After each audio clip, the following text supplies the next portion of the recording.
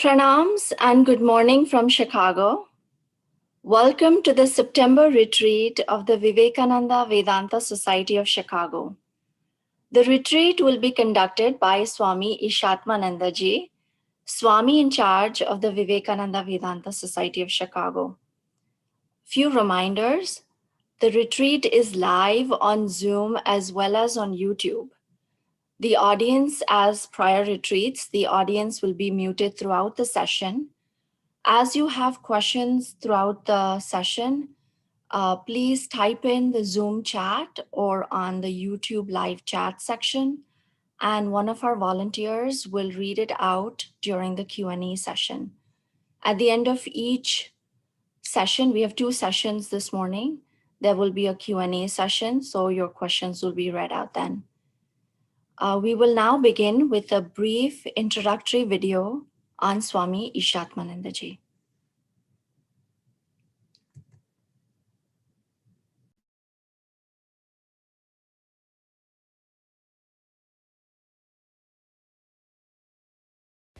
Swami Ishatmananda, Swami-In-Charge of the Vivekananda Vedanta Society of Chicago, got associated with the Holy Order at the Ramakrishna Mission, Cherrapunji, Meghalaya.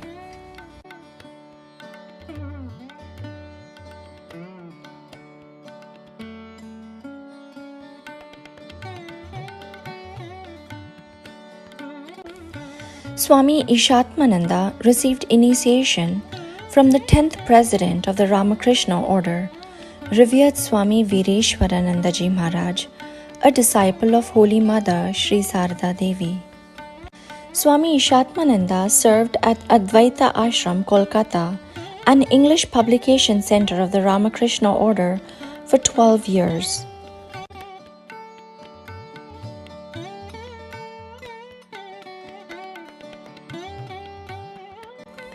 He received his monastic vows from revered Swami Gambhirananda Ji Maharaj, the 11th President of the Ramakrishna Order.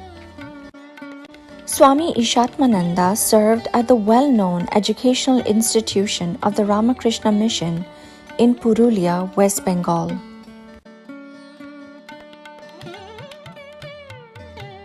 He has rendered services at the time of natural calamities in Assam, West Bengal, and Odisha. He is the founder secretary of the Ramakrishna Mission, Port Blair, Andaman Islands, where he built a home for destitute and orphans.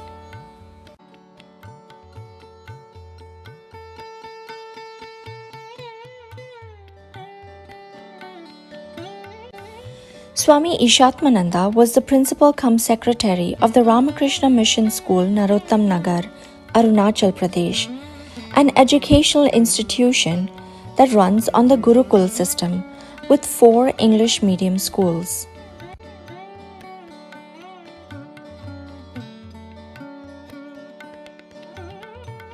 Swami Ishatmananda was the vice president of the Uttar Purbanchal Ramakrishna Vivekananda Bhava Prachar Parishad.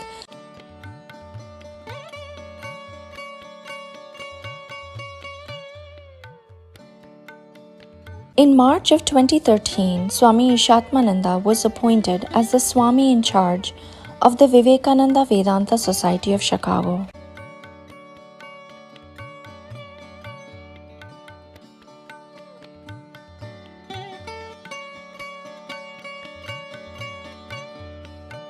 We now invite Swami Ishatmananda Ji to commence today's retreat on the topic Moving Towards Unity.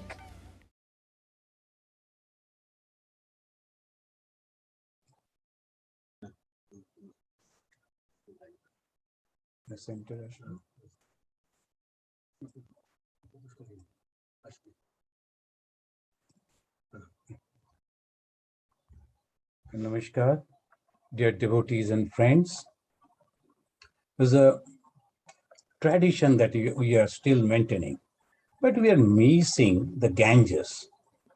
The previously we used to go to the Ganges and then used to stay over there. Those who have already attended that retreat, that was unique.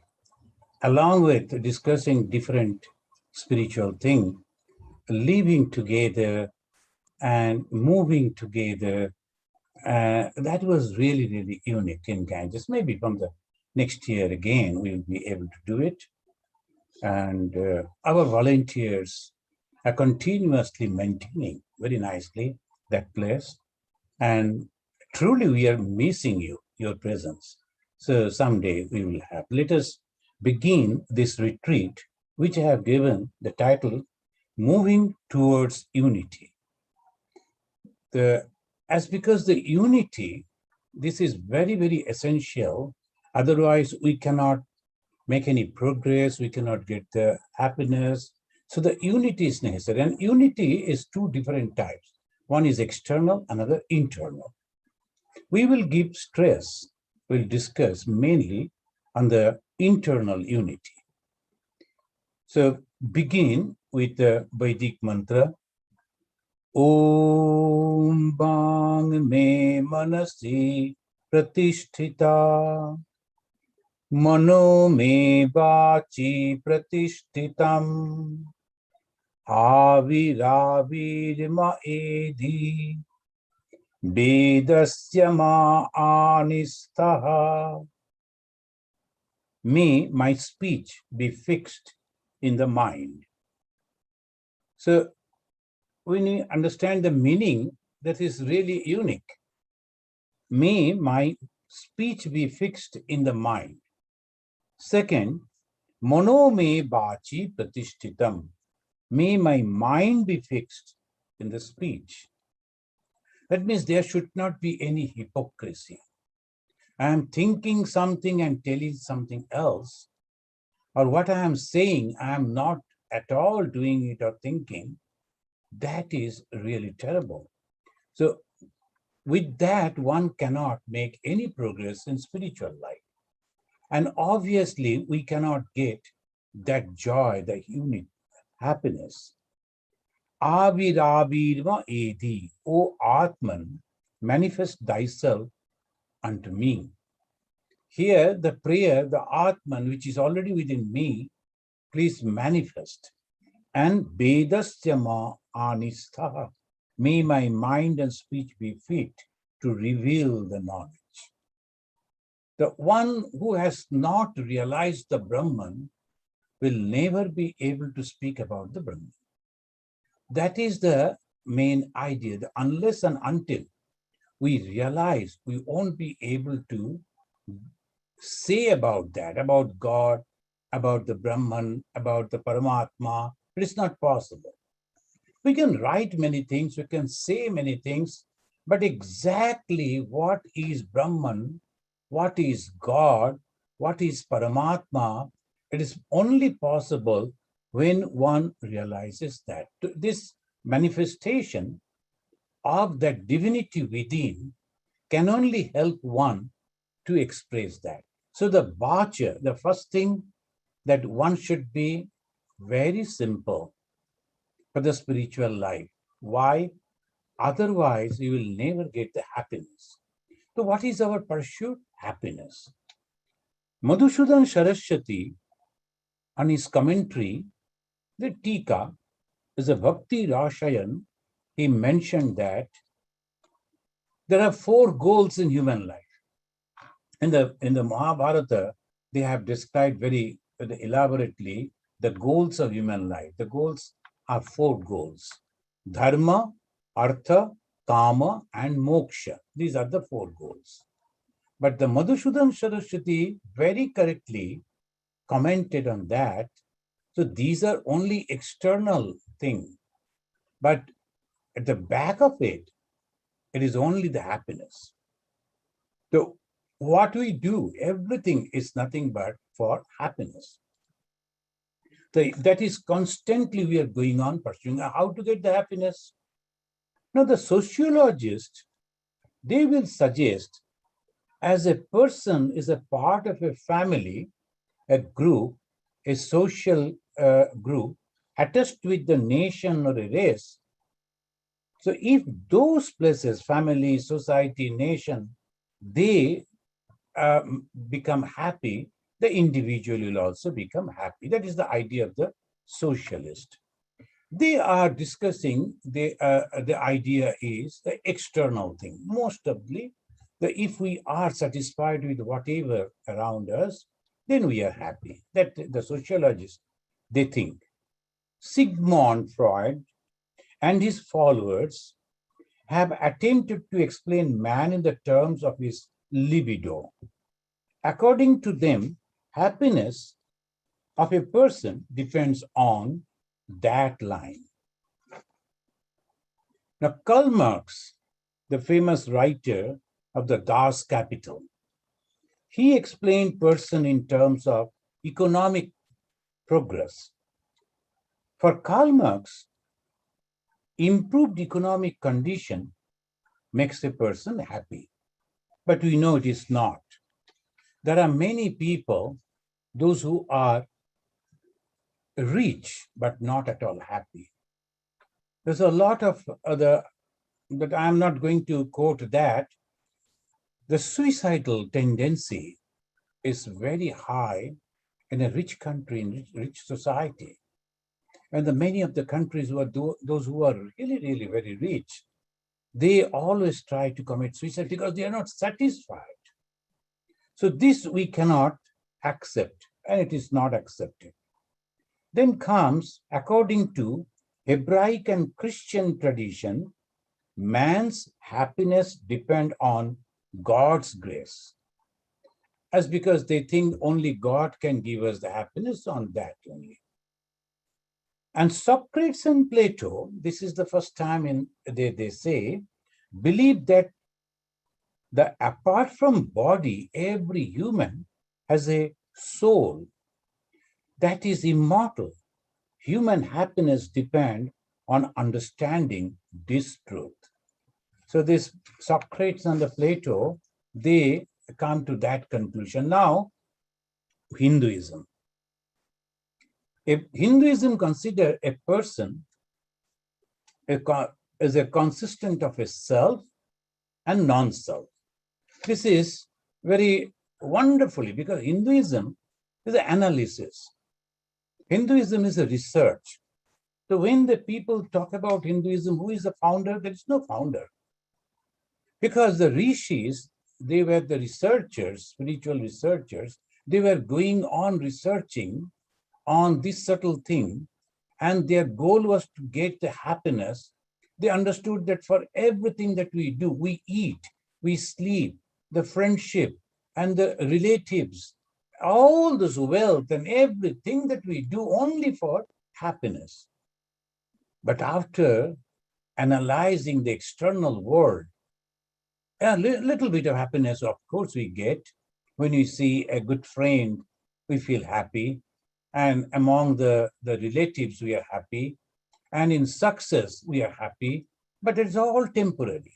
Every time it is changing. So what is the happiness? Ultimately, they come to the conclusion that we have to understand our root. We have to understand where we begin.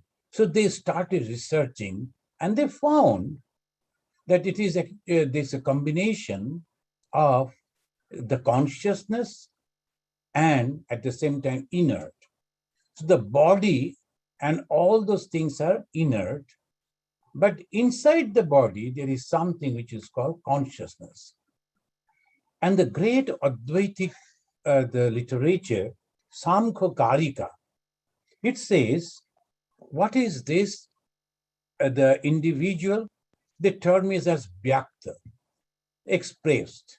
What is that expressed one? Then they're giving Hetumat, it has a reason. Anitya, it is temporary. Abhyapi, it is limited. Sakriya, it is always active. Aneka is many. Asrita, it needs shelter. Lingaha, it has a sign. Sabhayava, it has a form. Paratantra, depending on others. And that is Vyaktam. So this is now from here we will start our journey. So these are the qualities they analyzed, and they see this is an individual. This is the Vyakta. And whatever we see, name and form, is nothing but that Vyakta. And then Abhyakta, there must be something else. It says, yes, Viparitam, Abhyaktam, opposite to this. What is that opposite? Is a ahetu. There's no reason, but it is there. It is nityam, permanent. It never changes. Vyapi, all pervading. Akriya, inactive. It is one. And eka, anasrita, it do not depend on anyone. It doesn't need any shelter. Alinga, without any sign. And without form also, niravaya, independent, swatantra, and that is called abhyakta, unmanifested. So there is something which is manifested and another thing, the unmanifested. Combination of these two is we, the individual being.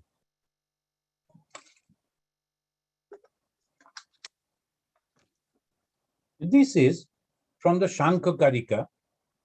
The same thing is mentioned in the Bhagavad Gita, and here the Lord Krishna termed this individual as Kshetra.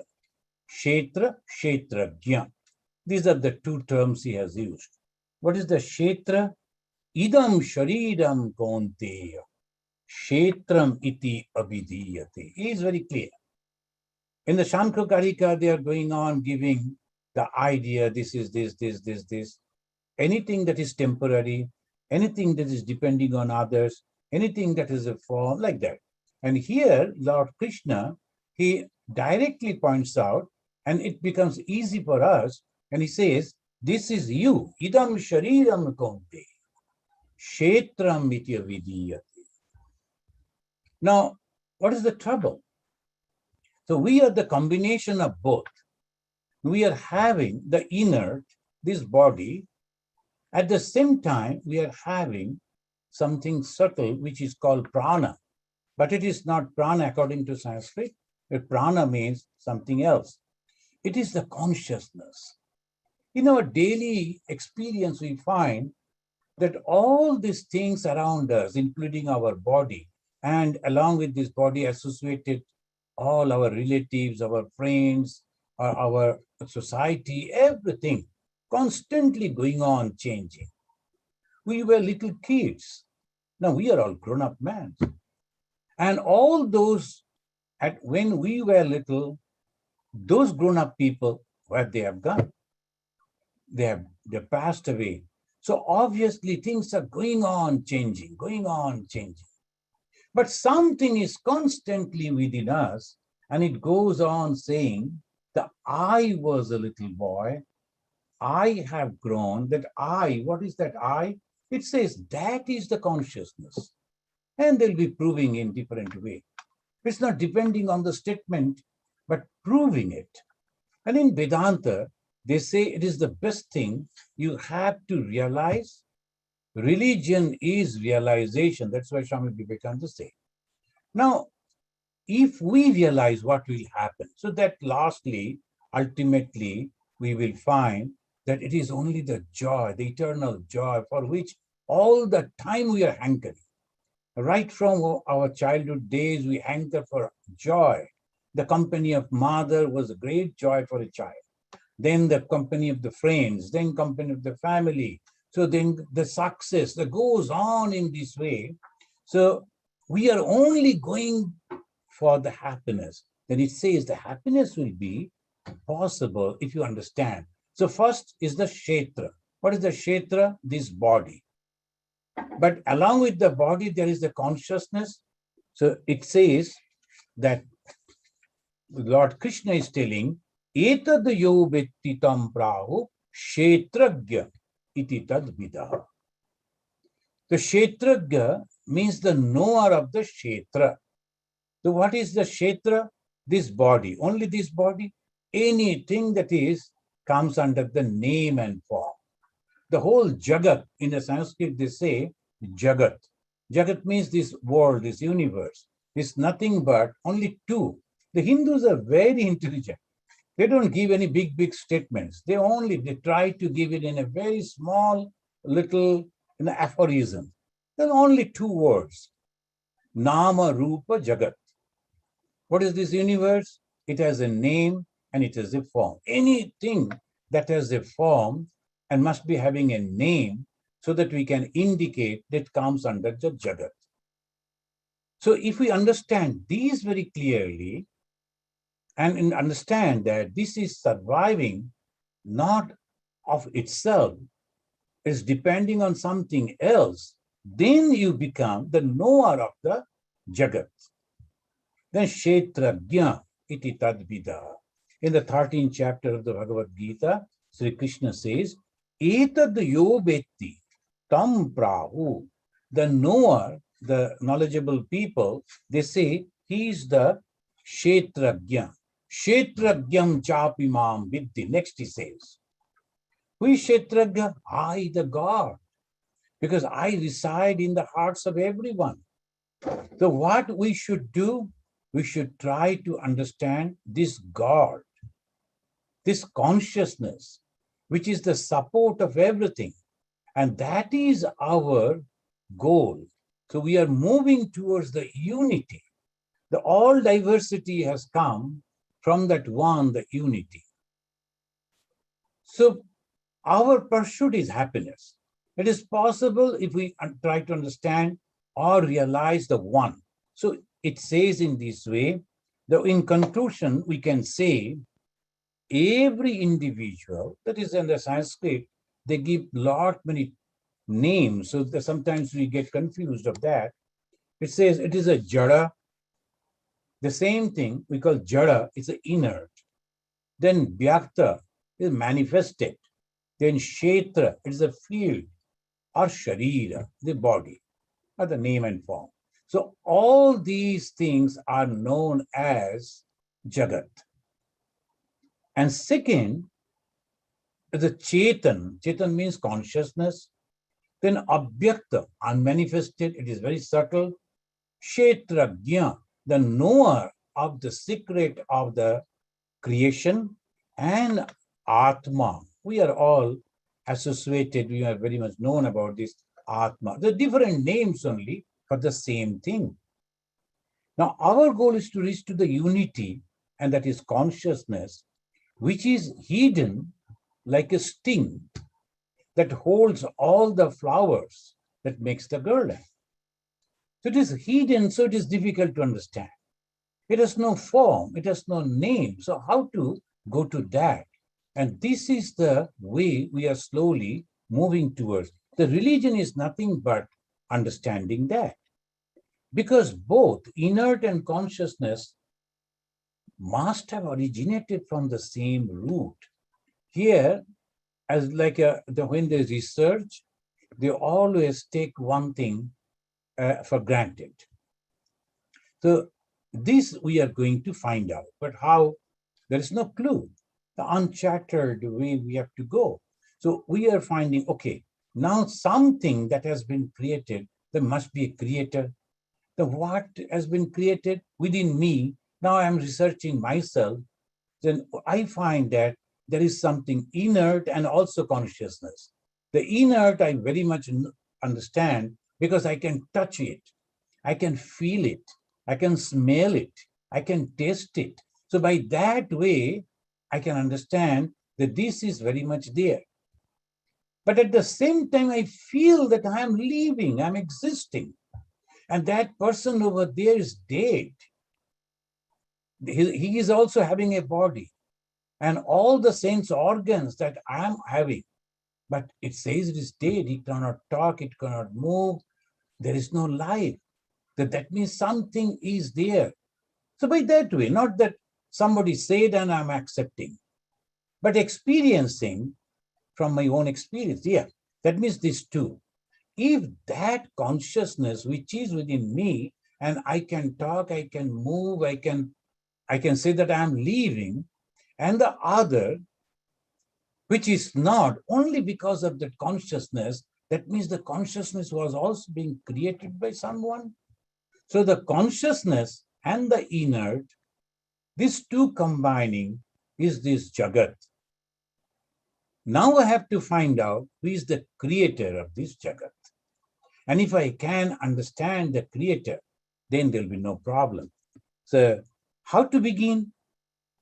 Again, we have to take the help of the rishis, the researchers, because they have already done it. Rishi bhi bahudha gita, chando bhi vividai pritak, brahma sutra padaschaiva, hetu mat bhi vinishchitai. The hetu mat, the reason has already been explained by the rishis. Who are the rishis? Those who have realized the truth. Like the scientists. So they are the rishis. And that has been mentioned in many places. Not the only one rishi is saying like that. Sometimes the problem in the many paths, they don't understand any truth must be experienced by many, then that becomes proof that it is a real truth. If somebody says that I have only seen the sun and none of you can see the sun, I'm the only person who is able to see the sun, then there's doubt maybe there.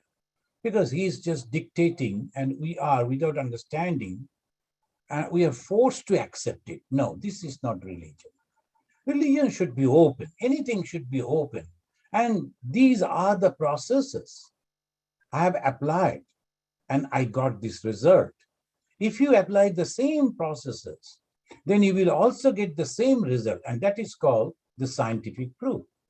The Vedanta, that way, is now accepted everywhere because it is a science. No one dictating. Sometimes some people don't understand. So, naturally, the different type of mentalities are there. So they say in this way. But this is the way we have to understand that as because someone has already realized, and it is not only one person, Rishi, we, so many people, the same realization, and Chando bhi vividai prithak, and again in the different scriptures, different type of people at different times, different situations, same result they have found. So why not?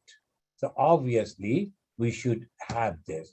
When Swami Vivekananda said, when the people were doubting about Bhagavan Sri Ramakrishna, he said, why? If when we find the same thing manifesting in one person, which was manifested in the life of Sri Ramachandra, in the life of Sri Krishna, in the life of Sri Chaitanya, and all the great realized souls, now can't we accept him also a realized person? This, because the result is the same.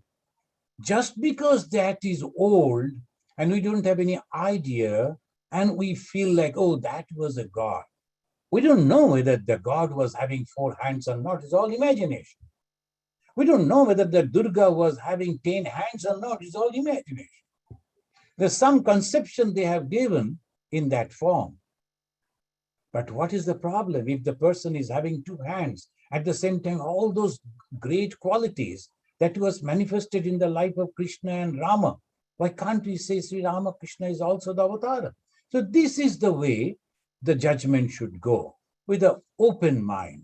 When you are going, it is not emotional, but very rational way. So now that the rishis, they have said, they have given this opportunity to understand, so we will follow that. Analyzing these findings of the rishis, we find that this creation is like a tree whose roots are in the sky. This is a very peculiar tree. There's a root is in the sky and somewhere we do not know. And the branches are hanging and ever growing. The Jagat is going on, increasing. It's going on. But the root is somewhere. So that is in the 15th chapter of the Bhagavad Gita that begins, Urdha Moolam Adhasyakam, Ashaktam Prahurabbayam, like that. There's a root in the sky and the branches are down. What is the branches? Manifestation. But we have to go to the root. So Samkha Karika again, it describes with the Prakriti. It says this, all the manifestation, do you know how it has come? So Samkha, they will say in this way, Prakriti Mohan and Tato Ahamkar Tasmat Ganascha Shodashakaha Tasmatapi Shodashakat Panchabhya Panchabhutani. Now is bringing down. The beginning is the Prakriti. We have to remember this particular term, Prakriti. The Prakriti is a very unique word that has been used by the Shamkya. So Prakriti Mohat. What is the Mohat? Material energy. So the Prakriti is the force, and that is producing the material energy that is Mohan. And from that comes the Ahamkara, the ego. And the ego from there, 16 tattvas. What are the 16 tattvas? The senses are 10. 5 karmendriya, 5 jnanendriya. So 10 senses. Then the mind plus 5 tanmatra. Tanmatra means subtle, the things from where other things will come. That is called tanmatra. So thought is there, full conception is there. So one person is a writer, is a poet, is a painter, or a sculpturist. He looks at a stone, the sculpturist looks at the stone. So many people looking at the stone, same stone. But the sculpturist will look and say, oh, I can make a beautiful human figure out of this. So the human figure, it is there, is a tanmatra in a subtle form, in the mind, in the thought of the sculpturist. And then he goes on carving out from that stone, which was having no form in the human way. So, and a beautiful human figure is carved. So where was that human? In the thought. So this is the tanmatra like that. It is always there. Now it manifests. This is called tanmatra. That in the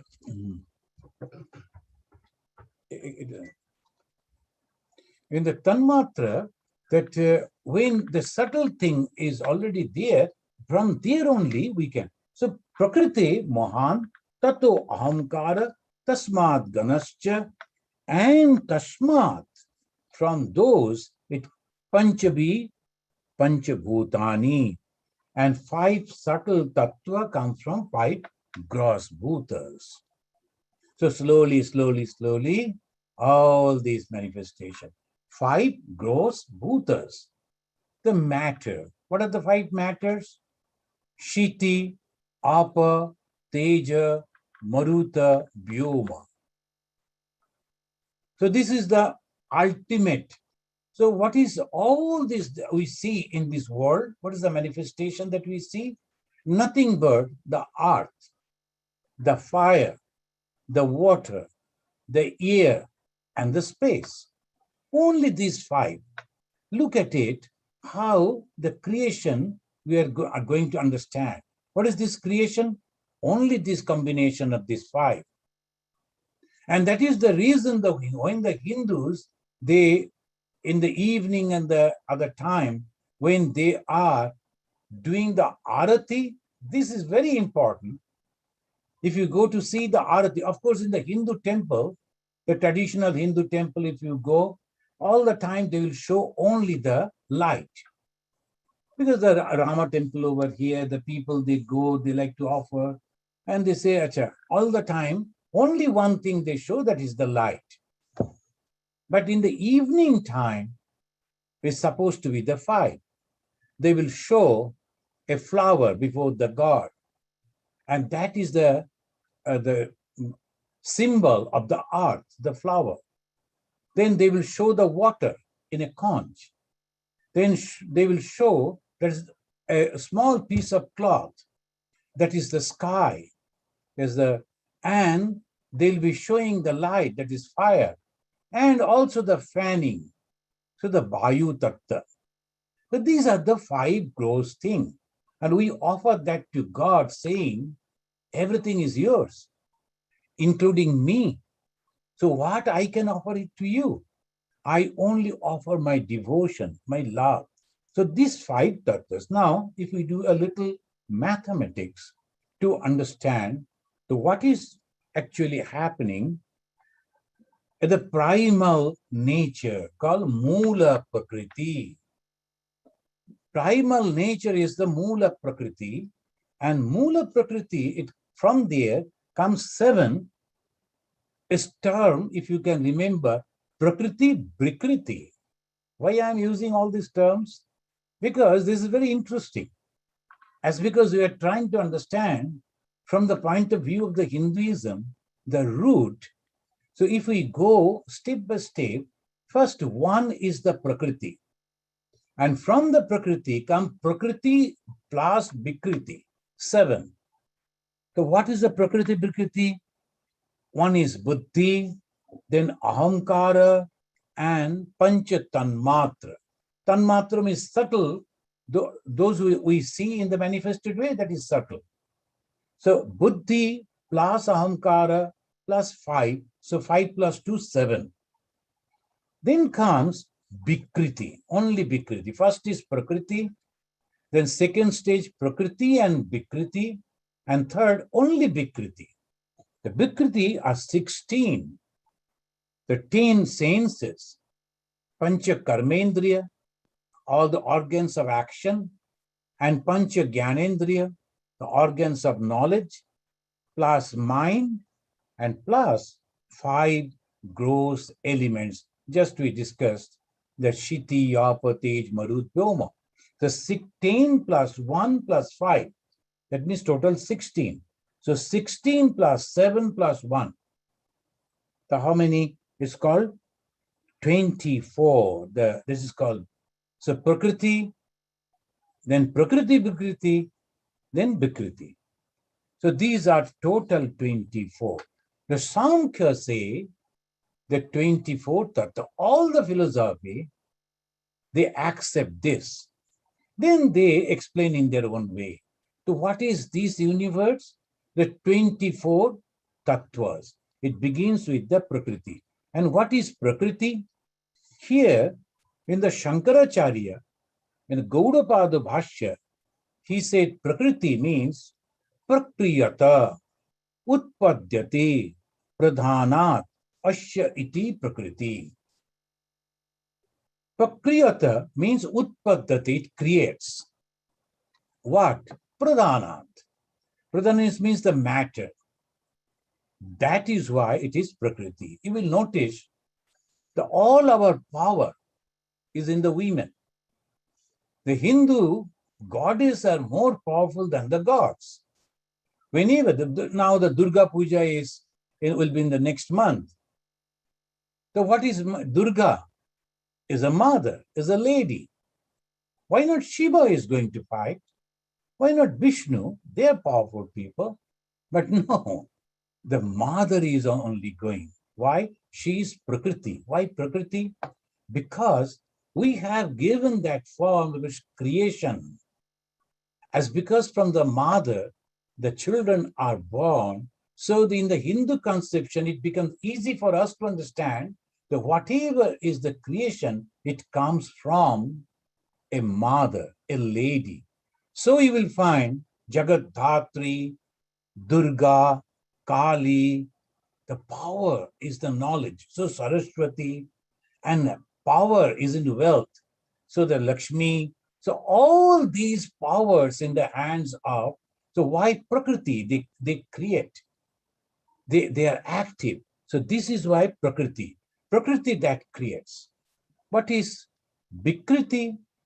It is only born, but it cannot create anything else. So these are the two extremes. One is Prakriti that creates, another Vikriti that is only born, cannot create anything else. In between, there's a Prakriti Vikriti. Just we have noticed the 7. So they are born, but at the same time, they have the capacity to create. That is why the Prakriti Vikriti. Now, what is the root now? The latest question that, what is the root? Shankar will say, yes, Prakriti is the root, but Prakriti cannot create alone. Prakriti, from that, the creation, but it cannot create alone. There must be something else. And when it comes in contact with the Purusha, now the Shamkya, ultimately, it opens up and shows the power that is Purusha. That they say Purusha and Prakriti. Why they have given these two names? Because it becomes easy for us to understand. Because all the time we see that is a male and a female. So the Hindus, they always try to bring the subtle conception in such a wonderful way, simple way, that people can understand that this Kali and Shiva, Shiva Kali. What is this Shiva and Kali? The same conception. The Shiva is lying down and the Kali is active on that. Kali is the Prakriti. Maha Kali, Maha Prakriti. The Maha, the word we use to give the respect. And what is the Shiva? Is the Purusha. How the creation comes? According to Shamkhya, when the Purusha, it doesn't do anything, but it is the knowledge. When the Prakriti comes in contact with Purusha, then start creation. This is the Shamkhya idea. Then the challenge is how it is possible. Prakriti is an inner because it is not the consciousness. The consciousness is in the Purusha. How come the Prakriti, you say, that is creating, it comes in contact, closeness. So as if it looks at. Friends, I don't know whether you have noticed or not, if you see the Kali, you will find that there is a Shiva looking at the eye of the Kali. The moment it opens the eyes and looking at the Kali, that creation begins. So this is a unique conception that people, they understand in a different way. It's the same way the Radha and Krishna, same philosophy, but they give only one, the male form, and the female form, for the ordinary people to understand. And when they come and ask, so why it is? Why only male and female? So we say it is theirs. So it becomes, the slowly you can take a person. So a father was showing a star to his son, but the son was not finding the star in the sky. The father started with the river. They were standing on the rooftop. They said, "Son, can you see the river over there?" "Oh, yes, I can see. It's our village river." "On the bank of the river, there is a tree?" "Yes." "Go on the top of the tree." "Yes, I can see that." Then from there, go upward and see on the sky, that is the star. So this is the process to manifest, to give the knowledge. So this is the unique way. Here also, they say it is Prakriti, because we can understand Prakriti. We can understand activity. We can understand the creation. Then they open up and say, Prakriti alone cannot do. Why? Anything that is creating, anything that is working is going to be destroyed. Shall I remind you, in the Mahabharata war, that Krishna didn't take up any arm. Krishna was not fighting. Krishna, the God, he was only sitting and guiding Arjuna. Or Krishna himself could do, but he didn't do it. Why? Arjuna should do. The Krishna is the Purusha, and here in the Kurukshetra, Arjuna became the Prakriti, the active. The same way Sri Ramakrishna himself could do, but he didn't do anything. He reserved it for Swami Vivekananda, and he poured that power into him. And that young boy of 29 years, he came and he spoke and he conquered the whole world by that way, because that is Prakriti. So the Prakriti is that which is active. Bhagavan Sri Ramakrishna, he gave the power to two. One is Ma Sharadamani Devi, another to Swami Vivekananda. He himself didn't do anything. Why? He is the Purusha. So the conception of the Shamkhyas is a Purusha and Prakriti. The Purusha, it goes on creating. Now let us understand Prakriti, Prakriti, and Prakriti. Then we will go to another the chapter. What is Prakriti? That creates. I was thinking how to explain this. Then it came to my mind. So I think maybe it is still there. I don't go to any shops, so I don't know. So the children, as a children, we used to have the one type of doll. So that is a wooden the doll, and it is a duck, maybe Chinese or Japanese doll. It's a beautiful duck. Now you open the duck, you can open it, then there is another duck. So you take out that one, the second one, you open that too, there is third one.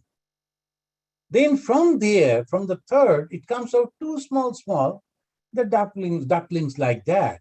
So now we can say the first one is the Prakriti. Second and third, which is the production of the first, but at the same time, they're also producing. So they are Prakriti, Vikriti. Vikriti means only taken birth. The Prakriti and Vikriti, though they are produced of the production of the first one, they can also generate, so the Vikriti. So Prakriti, Vikriti. Last two, they were taken out from the third one and they couldn't do anything. Inside them, there was nothing. So they are pure Vikriti. The Prakriti that creates, Prakriti, Vikriti, the one which is taking birth at the same time, it can create. And third is Vikriti, which is only taken birth but cannot create anything. Why we are discussing this? Because of the Prakriti. Why this Prakriti? Who created? It says this is the point from where the Vedanta deviates from Samkhya. So we were going along with the Samkhya, all of us. Now the Vedanta say, so who created Prakriti? No, it is eternal. Then if you say the Purusha is eternal, at the same time Prakriti is also eternal, then it becomes two eternal. How it can be? The two, one must be only, infinite is one. It cannot be two. So how the Prakriti is also the same? But they say no, Prakriti is always the same. So no Prakriti, it cannot be, because Prakriti is generating. Anything that is generating uses the gunas. What are the gunas? Sattva, Raja, Tama. Because why I'm just mentioning like this, most of you are the students of Vedanta, and you are accustomed with these different types of the subjects that we discuss. The gunas. Suppose I say guna, immediately you know it is sattva, raja, tama. If it is there within you, the sattva, raja, tama, these three gunas, so you are going to be destroyed because you are having that. Friends, we have to understand this subtle point. They always say that God creates. The moment God is creating, how the God is creating? Directly, if the God is creating, that means the God is using sattva, raja, tama, these three qualities. When he is using these qualities, the obviously, is a philosophically, we have to conclude that he is going to be exhausted.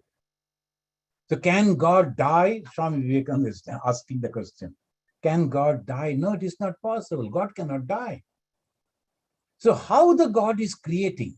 Vedanta gives the beautiful answer. It is all imagination. We divide from here. The Vedanta and the Samkhya divides from here. So Gaudapada in his commentary on the Samkhya Karika mentioned Sabhikara Prakriti. Prakriti, what that is changes. Prakriti is that which is changing. And Nirvikara Purusha. Purusha is eternal. Now, the Gaudapada, who is the propounder of the Vedanta, Advaita Vedanta, he is giving this. Up to this point, Vedanta and Samkhya now is deviating. According to Samkhya, Purusha aparinamdashi. That means Purusha doesn't create. Only Prakriti is a completely separate entity, and it is eternal, but it creates. How? When it comes in contact with the Purusha. And they gives an example. Suppose the iron, the iron is not the fire. But when the iron is put into fire, iron itself becomes fire. So similarly, the Samkhya's, they say, so if the Prakriti is coming in contact with the Purusha, then obviously it starts creating. Like the iron coming in contact with the fire become fire. But Vedanta says, no, it is not possible in that way. So he says, Prakriti is the power of Brahman, always associated with Brahman. Now the creation, if you say it is real, so obviously the question will come like, when the milk is becoming the yogurt, you cannot go back to the milk again. From the milk, if the yogurt has been created, it has been produced, it is possible. But by that way, if you explain philosophically, you should be very, very careful. If you are saying that the creation is this way and it is all permanent, then you are making a mistake, because where these permanent things will go? It is not possible. So the Vedanta comes. One step ahead it takes us. And then the Hinduism becomes really perfect system. And here Vedanta says, of course, the Prakriti, it is there with the Purusha. As because it is associated with the Purusha, it is always there. It has no beginning. Here the Purusha, the Samkhas, they say Purusha, Vedanta say Brahman. Samkhya say Prakriti, Vedanta say Maya. From now onwards, we will use the term Brahman and Maya. Now, Brahman and Maya, they are associated, and Maya is the unique power of the Brahman. Now, another question comes. Who created the Brahman, which is again creating with its power, with the help of its power, Maya? The same problem will come if the Brahman directly creating. He says, no, Brahman is not creating directly. So they are very intelligent, as because by this time, the Vedantin, they got the teaching of the Samkhyas. So they, on that, they made the whole philosophy very perfectly. What is that? They say, you are creating every day in your dream. Are you not creating? We are, everyone. So when we are imagining, sitting, maybe we are awake, but we are thinking something. Are you not creating? We are. As the writer, before penning down, he's creating the whole story in his mind. A poet creating a poem in his mind. The same way, a person who is dreaming is creating the whole thing in his mind. Is it not possible? Yes. The same way, the Brahman, the consciousness, created this in his mind. Ekaham bahushyamavihi. He was alone and he started thinking, I want to be many. Just thought, and the creation he started creating within his mind. And because of that creation, and then what happened? He used his power. What is that power? Maya. And what the Maya did? Maya covered that dream and gave it as if, presented it as if it is true, it is real. One person went to somebody's house and on the table there was apple. So he picked up the apple and tried to bite it. And then he realized this is not real apple. But the material they have used is wonderful, so beautifully, as if it is the real apple. And that fellow took it up and then tried to bite. He was befooled. So what is it? So So that way, the whole world that we see, the beautiful birds, the trees, the river, the human being and different relations, everything that we see, and also the bad things, is nothing but the imagination. As it goes on in the movie, when you go and look at the movie, just like that. From here, we have to start with this imagination, with this idea, with this conception, I should say, that this world is nothing but the imagination of the Brahman.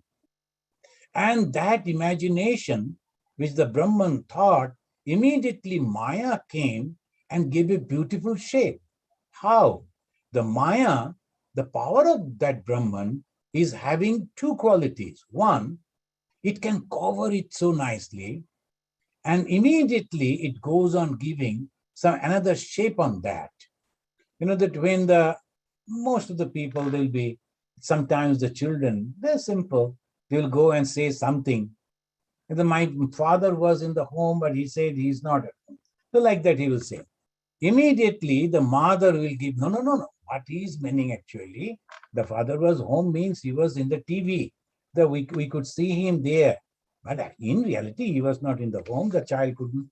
So by that way, somehow they will be managing. So this is the way we do, the same way the Maya is also doing.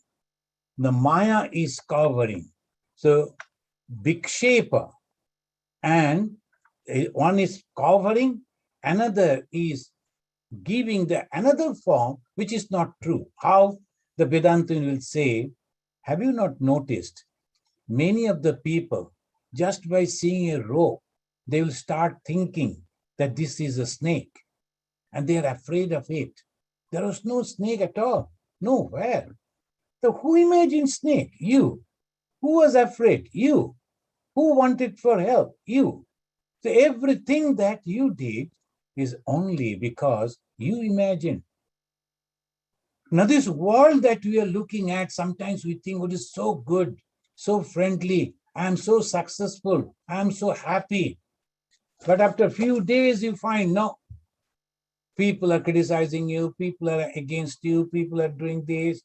So what is happening? The same good thing becoming bad? Because everything is the imagination. So if we can understand in this way, then what will happen? We will give up both the appreciation and also criticism won't touch us. So that is the practice. Our next, we will talk to that. So I think, this is almost the 1 hour. So now I should have the questions. So I was supposed to speak for 45 minutes and then to accept the questions. Okay, if you like to ask the question, Pooja, are you there? Is there Pranams, Maharaj, this is Kishore. Kishore, I'll be reading out the questions, Maharaj. Please. There are two questions. The first question is, as long as our identities are based on body, race, nation, with many other limited boundaries, how can we achieve the goal towards unity in the world?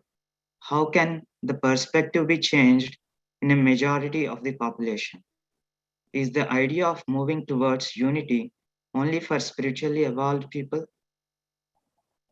See, now, so as in the beginning I said, the unity, by that I meant, the external unity is there. So many varieties of societies, they are coming and becoming an unity, like the United Nation of our United Nations. So it's all the nations, they have come together and become united. So that is one type of unity. So they are adjusting their own interest and then becoming friends. But here the unity means, it is the core unity, that I am not having any difference with anything. And that is why we are discussing about the God, the Brahman, the Atman.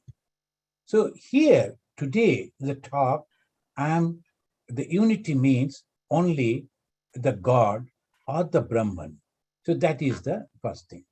And as you are telling that how it is possible when your mind is already scattered with so many things, Friends, that is the practice. In my second discussion, we'll find that that is the practice we have to do. And there are 3 different ways, 4 different ways. You can choose anyone. Thank you. Any other question, Kishore? Yes, Maharaj. This question is from Neelashish Sarkar. Maharaj, what is the relationship between Maya and ego, Ahankara? The Ahankara itself is an ego. The Maya. What is the ego, you say? To I. What is this I? The moment I say I put my hand on my chest. I. But am I this body? No. Then am I this mind? No. Then what is this ego? So when I was a little boy, my body was so little, and then it is slow, every day it is changing. One day it will be dilapidated and one day I will die, but still I think this body is mine. This ego, can you explain how it is? Now the mind, I go on I, that means if it is the mind, if we indicate the mind as I, the ego, mind is also changing. The thoughts we used to think in our younger days, now it is completely different. Anything that changes are going to be destroyed. So what is this I then? And this I is nothing but the reflection of the consciousness on our buddhi, on our intellect. Now think of it. If we can go to the original, so we get a little light, reflected light of the moon. And we are so happy. We are writing poems after poems because of the reflected light. But if we go to the sun, the source of light, imagine that. And not physically, you will burn over there. But the thing is, I'm talking about the light. If the light is original, consciousness is original, think of it. So that is our goal. So we are going to go to over there. Okay, thank you. Any other question? One more question, Maharaj. Yes. If Brahman is dreaming this world, then do we have the capacity to change this? And if so, how? It doesn't seem like we have control over the creation. We don't have the control over the creation, but we have control over myself, ourselves. We can control ourselves, of course. So that is the way we have to think. So how it is possible? Now I am thinking that I am that. The I, this body, and this mind, this name, this form. And when it changes to in a better way, and as a friend, we should not forget, our pursuit is only happiness. When I am successful, I am happy. When I am not successful, I am unhappy. But when I go beyond that, I can change myself. That is the practice. When we can practice that, every time, all the time, we are happy. So whatever maybe the Maya is creating, we don't bother about the Maya. We don't bother about the God's power even, because we become God ourselves. That is Vedanta. This is a very bold statement. No one can think. Even when we say Aham Brahmasmi, the Hindu, which is worshipping only small stone and saying this is our the Govinda, this is my Shiva, and the Hindus, those who are worshipping the trees or the cows, and people are laughing at them, same Hindu, slowly they're developing in the spiritual life. And one day they are declaring, Aham Brahmasmi, I am that consciousness. This is the beauty, And no one can say that. They will say it is blasphemy. It is against God. But no, we are that. So we will come to that again. Thank you. Any other question, Kishore? Yes, Maharaj. 2 more questions. One is from Chanda Majumdar. If Yes. everything is Maya, then our thoughts, memory, and everything falls under Maya. Then with the help of these finite thoughts, how can we reach the infinite? Yes. So this is a beautiful question. And it's a very good observation. Everything is nothing but Maya. The moment we understand that, there is no Maya. And you need not to take the help of anything. You know that beauty is, one gentleman is a devotee of Bhagavan Sri Ramakrishna. He was asking, sir, how to realize God? Then Sri Ramakrishna immediately took a piece of cloth and then hanged before them, in between them. And he said, can you see me now? No. Then he dropped that cloth. Can you see me now? Yes, I can. So I was there all the time. You were there also. But what was there in between? Maya. Or what is that Maya? The ego. The moment the ego goes away, you need not to strive. You are realizing yourself. It's just like that. So when we are thinking, if everything is Maya, immediately the Maya vanishes.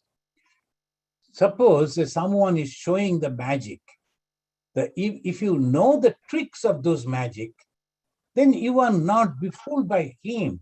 Otherwise, you will wonder, oh my God, how can he take out so many eggs from the same bottle? There was nothing actually. So he goes on showing. But if you know the trick, you are not bound by that. Those who doesn't know, for them, this is the problem. Just think in this way, everything is nothing but the Maya. I am not affected by anything. Immediately, then and there, that very moment, you are free and you will find the great joy. Thank you. One last question, Maharaj. Yes. This is from Jody from YouTube. Is Maya real or unreal expression of Brahman? Oh, this is another wonderful question. See, it is real, at the same time, it is unreal. Both. Sanna asanna pi ubayatmikano. In the Shankaracharya, he is mentioning, it is Sat, and at the same time, it is Asat. And at the same time, it is nothing. Why? Those who are under the spell of the Maya, for them, it is very much real. For those who are not under the spell of the Maya, for them, it is nothing. So that same time, same thing is binding someone and cannot bind someone. So it is Sat and Asat both. And at the same time, it is nothing. Thank you. In the Vivek Chudamani, if you are interested to know about the Maya, you can read the Vivek Chudamani. Almost in the beginning itself, Shankaracharya has given the wonderful description of the Maya.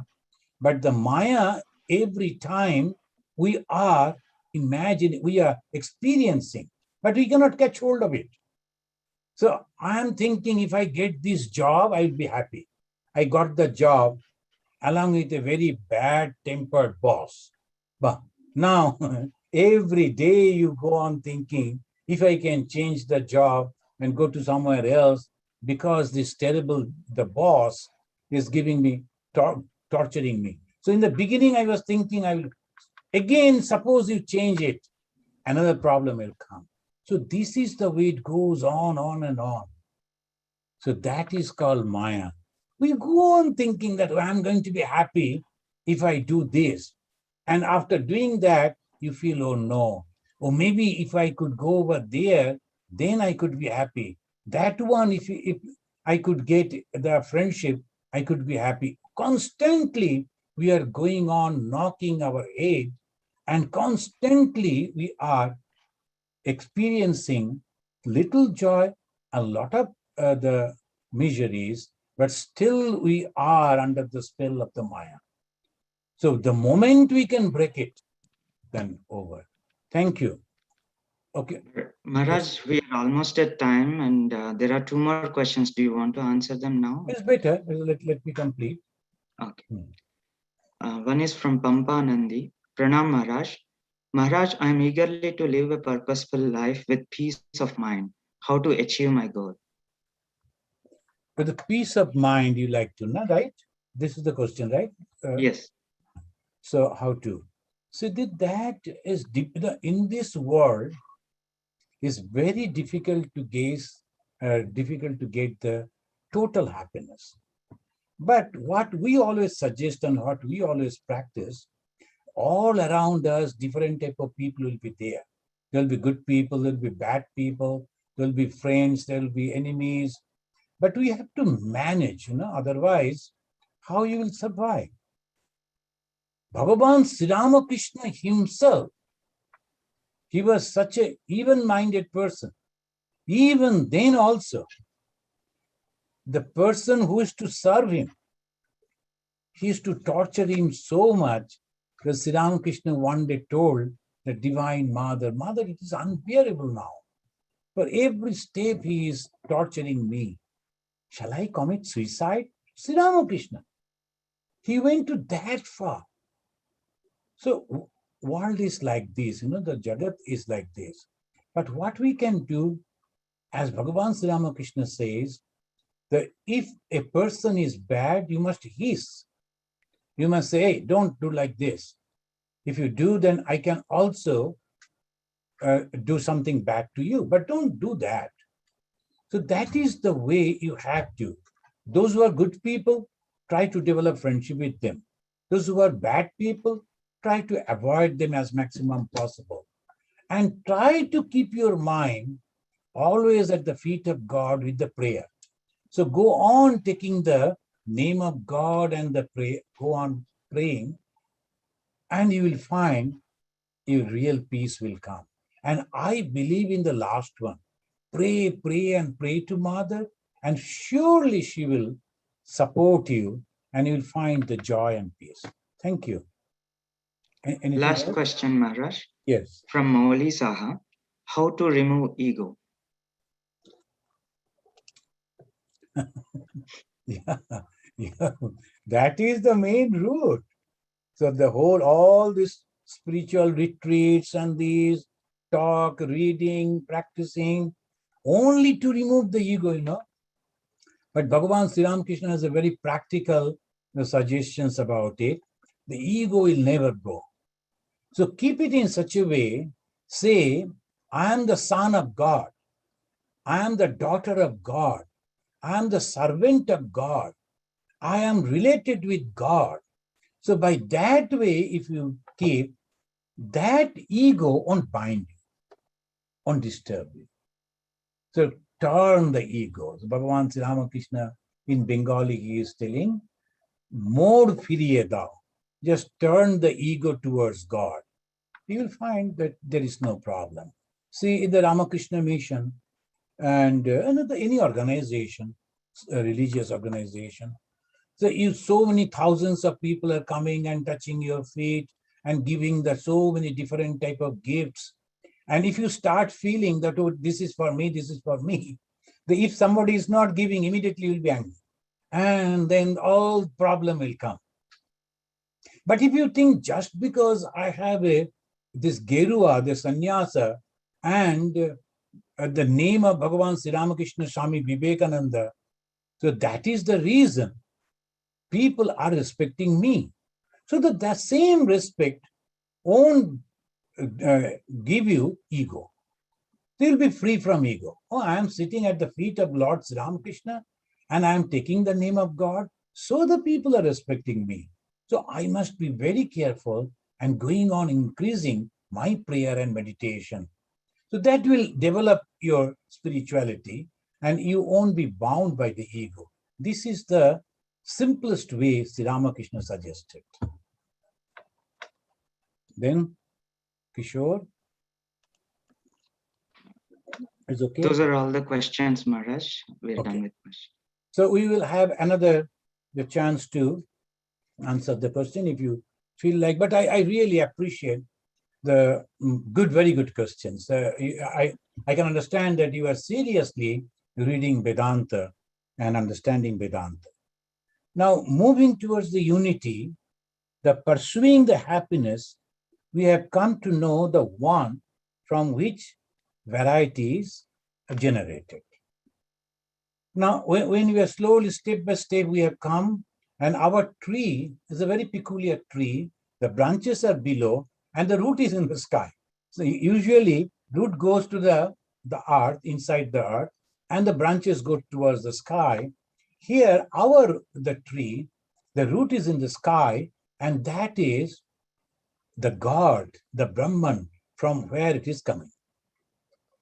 Now, a philosophical problem that we have just solved, that is, if anyone is doing anything, so obviously he is or she is using the Sattva, Raja, Tama, etc. gunas, any activity.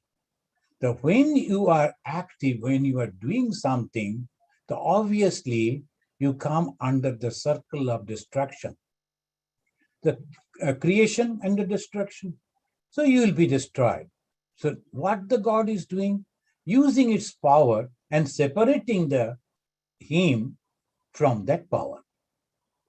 The Brahman just thinking and creating the Maya through the Maya Shakti. So it is said in the Vedanta, there is a Nirguna Brahma and Swaguna Brahma. So to make it very easy, the Swaguna, Guna means qualities. What are the qualities? Three, Sattva, Raja and Tama. If you can remember this, the whole Vedanta philosophy is standing on this. Sattva, Raja, Tama. Sattva means best, very good. Raja is a mixture of good and bad, and Tama, bad. So these three gunas, it is present in every being. So this is the way the creation. Who is creating? The first one, either the Purusha or the Brahman, I'm using the terminologies, or the God. These three, they are not creating themselves. They are separating themselves from the power and asking the power to do it. That power, we can term it as Prakriti or Maya Shakti, etc. So by that it is creation. The one without a second is known as Brahman by the followers of Jnana Marga. Those who are following the path of knowledge, that is, they are following. Then in Hinduism, this is the beauty. It is very broad and it gives you the opportunity to utilize your temperament. All are not the same temperament. So different type of people are there.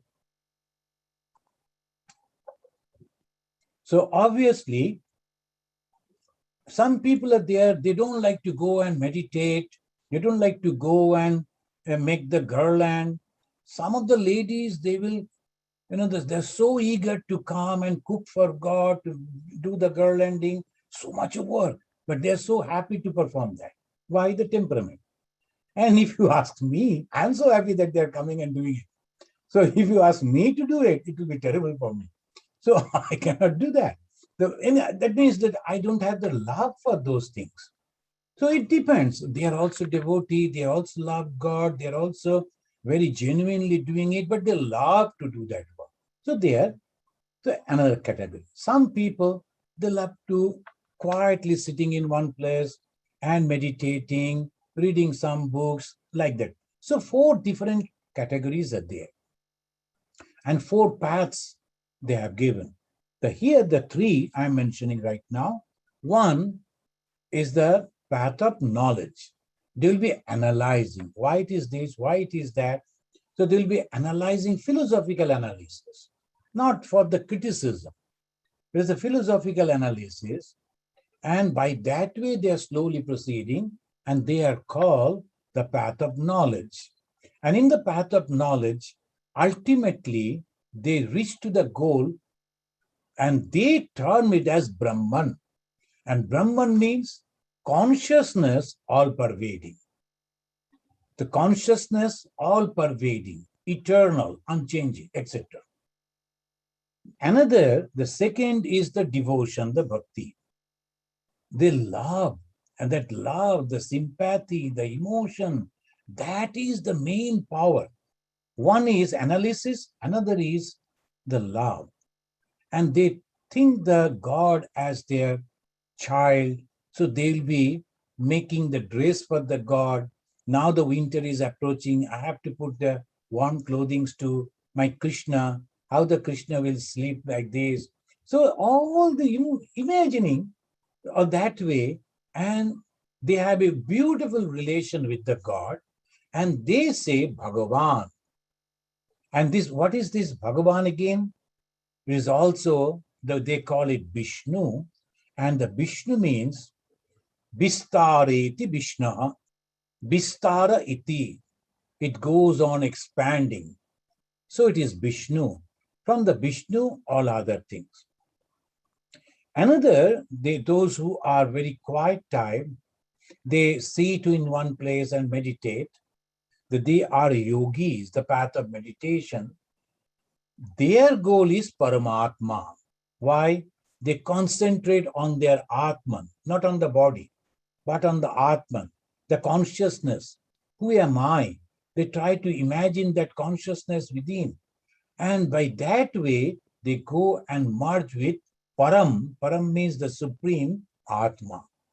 That is again all pervading. Now, the friends, the goal is wherever we go is all pervasiveness. It is everywhere. When it is everywhere, it is all pervasive. Obviously, those who are limited are the world. So we have to give up the limited thing and we have to go to the supreme. In the 12th chapter of the Bhagavad Gita, Lord Krishna, in reply to Arjuna, mentioned the teaching of spiritual practices of these three paths.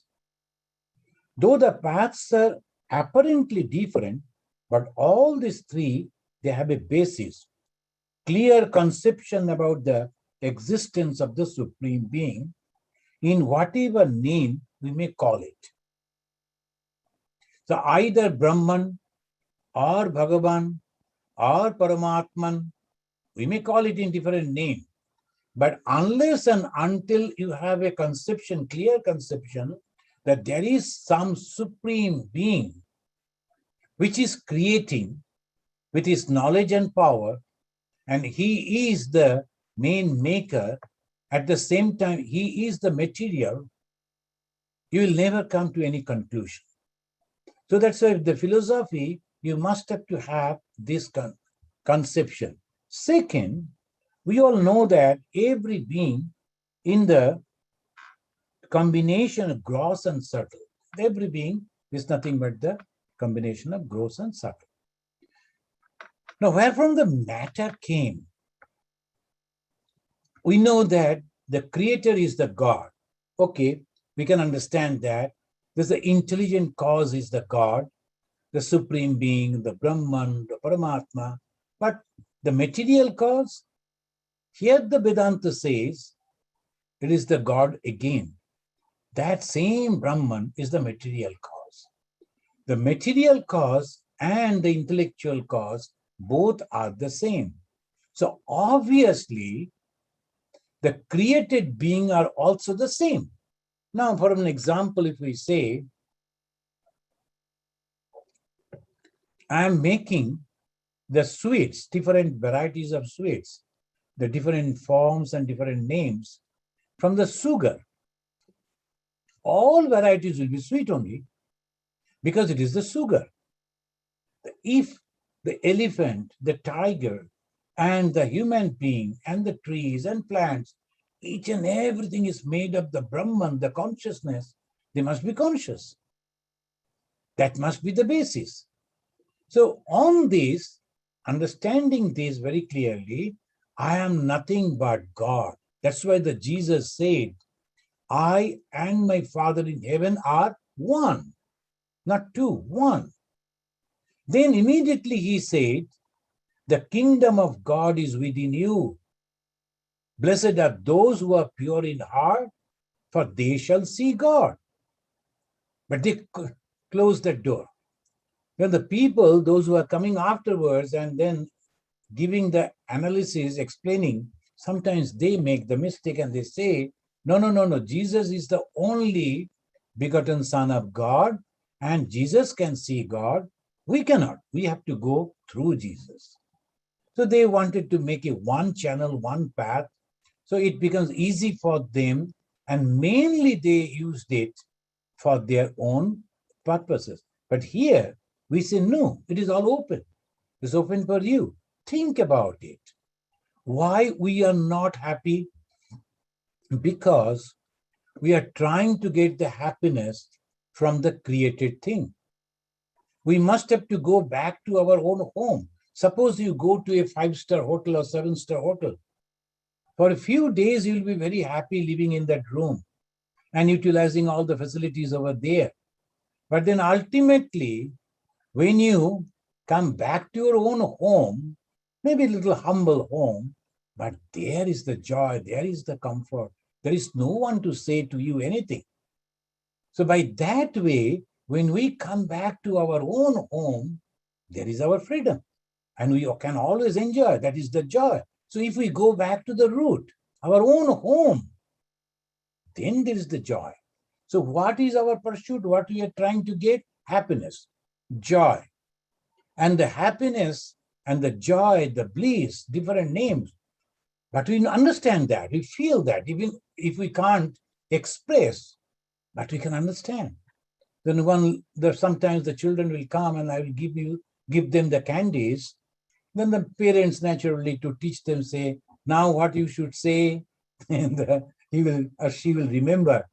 Then she will be looking and the blinking. Then after, then she says, thank you. I will see, before saying thank you, the smile on her face for the candy, that was the great thanks for me. So that is the joy already expressed. So we have to go back to our own home. And there's a beautiful song that Swami Vivekananda sang before Sri Ramakrishna. It's called Mono Chala Nija Niketani. Sri Ramakrishna went into Samadhi after listening to that. And he liked Vivekananda. The very first song he sang, "Oh my mind, let us go back to our own abode.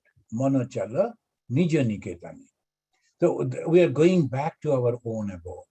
And what is that? Brahman. We are that Brahman. We have to go back there. So this as because already that we are having. So how it is possible? Now the Krishna is suggesting, and I will take the help of Lord Krishna to guide us. He said, Maya Beshya Mano Yemam Nitya Yukta Upasate Sraddhaya Parayapetati Me Yukta Tama Mataha. Those who fixing the mind on me. Now, this is very simple, very easy. The God is there, and I fix my mind on God. And what is it? With faith, complete faith, Shraddha. The Shraddha, it comes from the love. When I respect someone, at the back of my mind, there is a love. I respect my father. I respect my teacher. But at the back, there is a love. Without love, I cannot respect. I can obey. I can be afraid of my boss. And I can obey the boss. In the army, in the military, they obey their commander. But doesn't mean that they have a Shraddha for him. The Shraddha is a completely different thing. It is completely associated with love. The love and the oneness for him or her, that generates the Shraddha. So the Krishna said, with the Shraddhaya Paraupaye, Shraddhaya Paraupetati, and Nitya Yukta, without break. Today I have a great devotion, then I come, and then tomorrow, no, I cannot come. Not like that. Regularly going on. So this is it's called the bhalovasha, the love. The love is only one way. I go and love, I go and help, I go and serve. In return, I am not asking anything else. So this way, if it goes, so then only it is possible. So then without break, and the yuktatama, he is the best. In the devotional way, if we go, the moving towards the unity is like swimming against the flow. So if you are just sailing towards that, wherever the river is flowing, it becomes very easy. But if you go against that current, against that flow of that river, then it is terrible, very, very hard. So what is this world? God has created. Why? For the game. And what is the gain? He will be hide and seek type. He will give little joy, and then the most of the thing is misery. So we go and catch that, then afterwards the misery comes. Then the God will show another place. Oh, that is the source of joy. Let me go over there. So by that we go on and on, pursuing. Then we get tired. Now we have to give up all those attractions.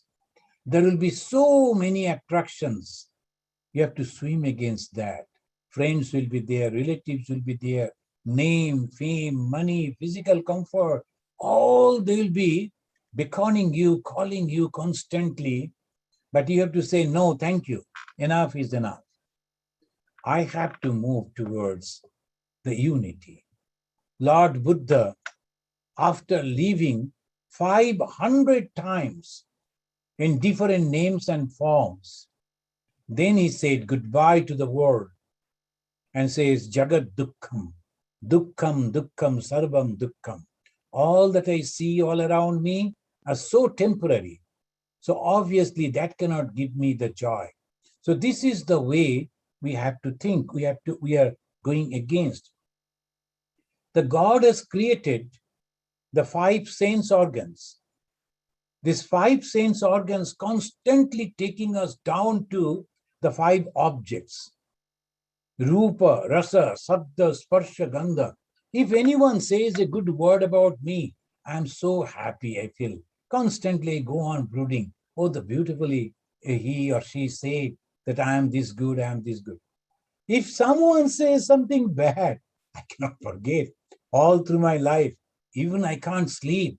That goes on thinking why they should come criticize me. Why? What do they know? And I will go on explaining to my friends and writing to the different people. What? Only a word only, nothing else. Sometimes praising, sometimes criticizing. So why we should be disturbed so much? A good number of people, they were writing against Swami Vivekananda when he was here in America. And naturally, and sometimes people get jealous for so many things. Vivekananda was representing India. He was bringing good name for our country and society. Instead of understanding that, they too go, why Vivekananda? Why not me? I also can speak English. I also went to America. I also spoke. Then why they should not? That is all jealousy. And that is the bane of our life and the bane of society. They went on criticizing. And not only that, in those days, you can imagine, sending a letter to America was so costly. But even then, they used to write long letters criticizing and abusing Swami Vivekananda and to the address where he used to live. But those friends where Swamiji used to live, so they, after reading that, used to say, why Swamiji, you are not giving answer? The Swamiji said, see, I am such a personality. Either you should praise me or criticize me, but you cannot ignore me. Then by that way, he simply ignored those letters. So this is the way we have to survive. Some people will criticize, some people will love, some people will appreciate. So this goes on in the society. And all those people and myself, someday will know, none of us will be on the face of the earth. So this is so temporary. Why to take that so seriously? As long as we survive, we have to keep our mind on a very higher level, and that is God. Ma Sharadamani Devi said, tapasya, the austerity. Baba, what is tapasya? Only you have to keep your mind at the feet of God. Sometimes by listening the beautiful bhajans, devotional songs, and sometimes reciting some stotras, sometimes reading good books, sometimes meditating, sometimes taking the name of God. As maximum time, the mind should go on thinking about the God. Then only we can go beyond the God's power, this Maya. Now this Maya, it makes the most ugly thing as a very beautiful. Sometimes some people will, the same thing, when you see, oh, it is very ordinary. But someone will look to that, it's so beautiful, so good, if I could get. So how it is happening? The same thing, two different persons will be looking at and they will be feeling in a two different way. Isn't it very interesting? Because this is the works of Maya. So Maya will be making like this. So one should be very, very careful, very, very careful. So what is the sannyasa? Understanding this truth. And then withdrawing your mind with all the senses, chakshu, karna, nashika, jiva, the eye, the nose, the ear, the tongue, and the touch, everything we should have to withdraw. Like the tortoise, you have to withdraw the whole thing. And not that you are dying like that. You are mixing with people, but at the same time, completely unattached. So now that God advising us to withdraw the sense organs and from the sense objects. Swami Vivekananda, in one of his poems, he, Kali the mother, so far I can remember, he is mentioning, I will say that one line in Bengali, Puja tar sangram apar, Shada parajay, Tahana darak toma. Puja, the worship, Swami Vivekananda is mentioning, is just like the war. You have fighting, a constant war between the bad and the good, the Ashura and Devata. This is the puja, constantly in the mind, the same mind. Sometimes very bad thoughts are coming against some people, criticizing some people, and at the same time, good thoughts are also coming. This constantly fighting going on within my own mind. Puja tar sangram apar. Apar means unlimited, constant going on. Sada parajay, and every moment you are defeated. Every moment, so many times we are defeated. Then he says, Tahana darak toma. You should not be afraid of that. You shouldn't be afraid of that because you know I am going to overcome this. Then afterwards, churna hok, sartha sadhuman, hriday shashan, nachuk tahate shama. And nachuk tahate shama, let the Mother Kali dance over there. Where? In your heart. And what is this heart now? It's a cremation ground. How come it is a cremation ground? Because all my desire, all my dreams, all my ego, I have burnt over here. I have killed those. I have destroyed those. I have burned those over there. Now it is all pure. The Bhagavan Sri Ramakrishna said that you can see God, but not with this eye. You can think of God, but not with this mind, with a purified mind. What is the purification of mind? Shankaracharya, in the Vivek Chudamani, he mentioned it very seriously. He mentioned the mana shuddhi karana, that we have to purify our mind. Mana shuddhi karana, as we purify our body, we have to purify our mind. So that we have to, how? By killing, by removing, by destroying, and truly understanding this ego, this desire, all this is creating the bondage. So I must remove that. What about the who like the Brahman, which is infinite? Now, from the devotion, now we are coming to those who are not actually believing in the existence of God, but the good people, and they feel that everywhere the consciousness is there. Even the scientists, they always say, yes, everywhere is nothing but that the atom is present. Atom, neutron, electron, proton, everywhere it is there. And in different shape. Similarly, everywhere the consciousness is there. So they say they give their goal, how it is, he says, it is anidesham, it is indefinable. I cannot define it, it is indefinable. Then unmanifested, abhyaktam, it is very subtle. Omnipresent, sarvatra gama, unthinkable, achinta, unchangeable, kutastha, immovable, achalam, eternal, dhruvam, unbreakable, aksharam. How can I realize that? So they are thinking how to realize that Brahman in that way. They should withdraw all the senses from the objects and control their mind. Now the Lord Krishna is advising. First, in the Bhakti Yoga, to realize the God, you have to withdraw all your mind from the all sense objects, and constantly you have to keep the mind at the feet of God. Either you are meditating, or you are singing, or you are listening about the God. All this is going on.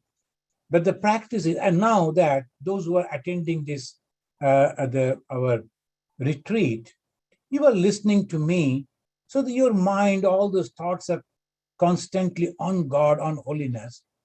So you are now pure. This very moment you are pure. Why? The moment you are away from the worldly thought, you are pure. What is purity? Thought about God. What is impurity? Thought about the world. And we constantly go on dancing in between these two. And the most of the time, if you can go towards the thought of God, then you are pure. So, manashuddhakaranam, you have to purify the mind. How to purify the mind? Then here the Lord says, samniyam indriya gramam. That means you have to control all the senses. The eye should go and see only the good things. The ear should only listen the inspiring words. The smell should be, give me the idea of a temple, the very beautiful fragrance, and the flower, and then touch also by that way, taste also by that way. So samniya indriya grama, sarvatra samabuddhaya. This is the another thing for those who are trying to travel through the path of jnana. You have to see everyone equal. Oh, those they don't belong to my religion. They don't speak my language. They are not following my culture. So I should not talk to them, mix with them. I should hate them, fight with them. At the same time, following the Atma Jnana. No, it is not possible. Sarvatra samabuddhaya. Same sightedness, same thought. They should engage themselves for the betterment of all. Sarva bhuta hite rataha. See, so clearly our scripture, and that is also the popular scripture, Bhagavad Gita. We don't read, we don't understand, and then we complain that we are not understanding the religion, we are not understanding God. That is very, very clear. Those who are fighting in the name of politics, in the name of economy, in the name of the geography, society, that is a different thing. But for those who are following the path of religion, no question, no difference.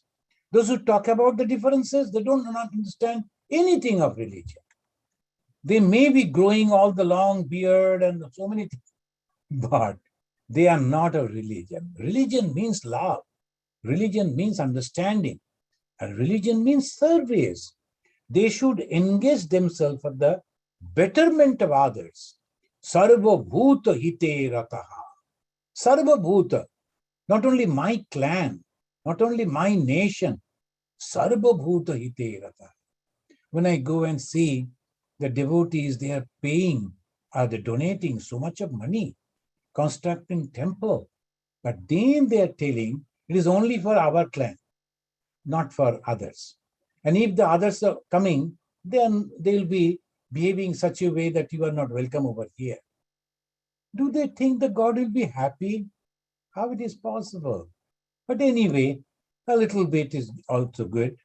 The Sarva Bhuta Hite Rataha. Swami Vivekananda introduced this service among the Hindu monks, first time, 10,000 years of the long history of Hinduism, first time the Hindu monks, they started physically serving the ill and teaching the illiterate people and going out to help the distressed people. Why? Because that is the way one should practice the jnana. Jnana doesn't mean only closing the doors and windows and sitting with some books. Not like that. Sarva bhuta hite rata. He goes out for the betterment of each and everyone. And that is the way. And this path is little difficult, of course. And Bhagavan Sri Ramakrishna, he mentioned those who are having the deho bodha, those who are having the body consciousness, they should not practice this. Going beyond the body consciousness, then only they are fit to follow the path of jnana. But this is only for our knowledge. Now, how they will practice? Now, the jnana margis, many of you know, or the time is short, I will quickly finish. The jnana margis, they don't meditate. On whom they will meditate? So obviously, they go on only thinking. Thought is the only process. They don't go and pray. They don't go and worship. They don't go and meditate. How they practice? Very, very special. That is constantly going on thinking. What they will think? The Mahabhakyas, Prajnanam Brahma. I am the cosmos. I am the consciousness. Understanding this. Second, it says that Tattvamasi. You are that Brahman. Third, Aham Ayamatma Brahma. This self is the Brahman. And finally, it says, Brihadaranyaka Upanishad, Yajurveda, it says, Aham Brahmasmi. I am that Brahman. They go on thinking and that way. Those who like to follow this path of yoga, union with Jivatma and Paramatma, for them, Lord Krishna, he says, fix your mind and intellect on me, the Supreme Spirit, and no doubt you will live in me. Withdrawing the senses, and this is the meditation processes. The people in different way, they learn meditation. And the different type of meditation, even the Buddhists, they have also practiced different type of meditation. And the only normal thing is try to withdraw from the sense objects, all the senses. How will do it? Mind is just like a very naughty child. It did never like to sit anywhere. You have to give some activity, then only it is possible. So you give the activity that is called Manasa Puja. So when you sit, ask the mind, well, now you go and bring little water, now wash the feet of God, now bring a towel and then rinse that, then bring some flower, offer the flower at the feet of God. You are going on dictating your mind. So you are separated from your mind. So you are as if the little boy, very active, you are giving him that all this thing and slowly teaching. So you are teaching your mind, and that is called Manasa Puja. By that way, now put the garland, then burn the incense sticks, and bring this, bring that. So you are all within, and you are having that. By that way, only it is possible. Mat karma paramo bhava. Then it says that if it is possible, the other path of the three, then ultimately come the karma yoga. So they don't like to meditate. They don't like to discuss or ponder over the things. They don't have that type of emotion to go to the temple and pray.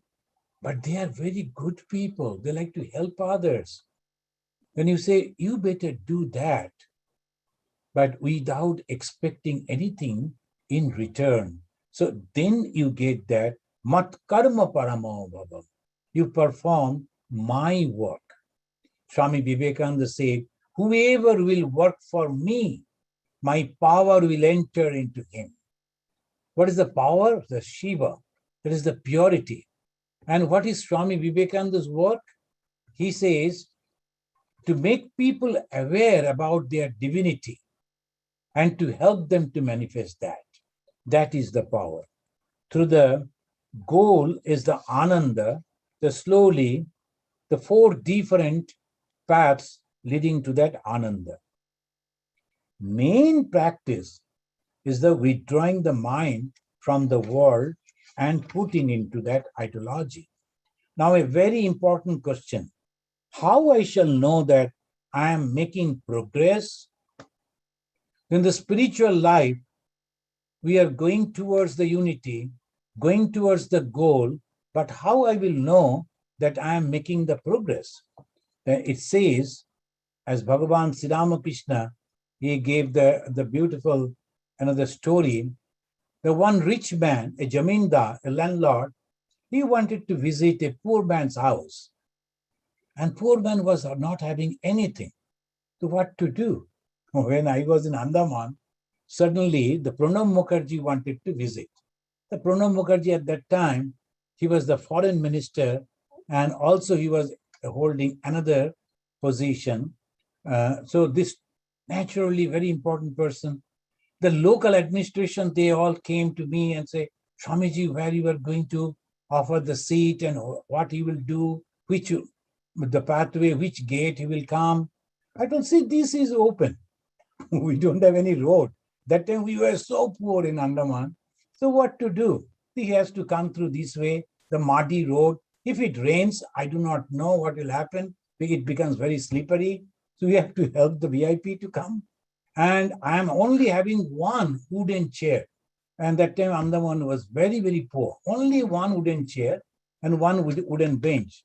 I will say, this wooden chair I sit. So I will offer the bench for him to say, no, what are you talking about? Then all they brought, immediately the PWD people came, they make the road nicely inside our ashrama, and they brought the beautiful chairs and the carpet and the fan, everything. Then one day, when we found that so many people are gathering inside our ashrama, and we understood that the VIP is coming. The same way, if the God is entering into your heart, what will happen? The God will purify your heart first, then he will decorate your heart, and all people will start loving you. They will come and touch your feet. They will offer gift to you. They will say good words with you. And then you will be so popular. Then you will know that God is slowly manifesting within your heart. And you will be free from hatred. And you'll be full of compassion. You'll be free from ego. You'll be full of friendliness. You'll be free from mindness. The mind, I, that mindness will go. And the full of contentment. So these are the manifestations. So we will know that we have reached the goal and we are near that unity. In the Vishnu Puran, we find the conversation between Hiranyakashipu and his son Prahlad. And Prahlada says to his father, as father was asking, how is it that no one hates you or criticizes you? Everyone likes you and loves you. How it is possible?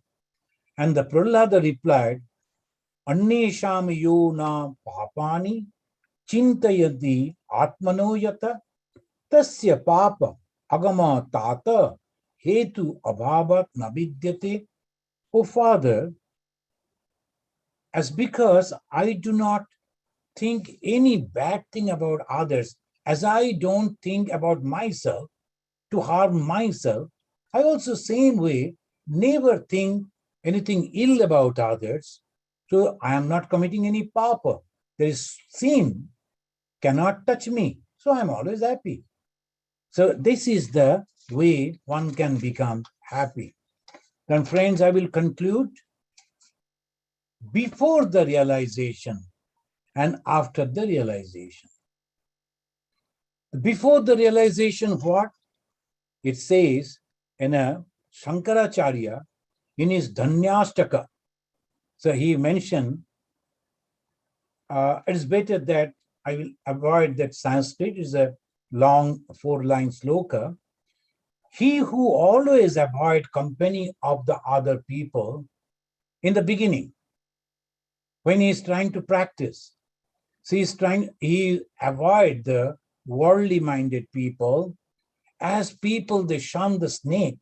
Same way, consider physical beauty as a dead body, who discard the sense objects as poison, he becomes the Paramahamsa. And after that, what happened?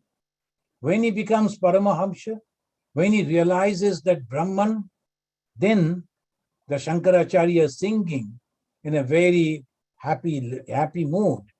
Sampurnam Jagadeva Nandana Banam Sarve api kalpadrumaha Gangam Bari Shamasta Bari Nibaha Punya Samasta Kriyaha Bacha Prakrita Sangaskritaha Sruti Giro Varanasi Medini Sarvabhastitarasya Bastu Vishaya Drishte Pare Brahmani.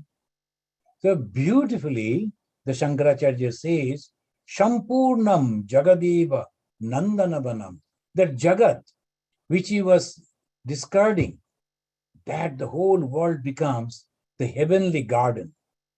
And he enjoys over there. Sarve upi kalpadrumaha. Any tree that he sees, it is like the wish-fulfilling trees. Ganga barin samasta bari nibaha. Anywhere, any water is as pure as the Ganga water. Punya samasta kriya. Any work, whether mundane or secular, is that everything is pure, the sacred. Bacha prakrita sangaskrita.